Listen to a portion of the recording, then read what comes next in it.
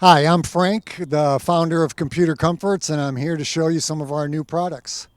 I just wanted to point out on this schematic real quick, a growing trend on campuses these days are more of collaborative, active learning. These old-fashioned classrooms where there's 30 students in rows all facing the front of the rooms, those days are quickly disappearing. So what's happening is when there's these small groups of students collaborating, the faculty want to have the ability to move around the room and go group to group and visit.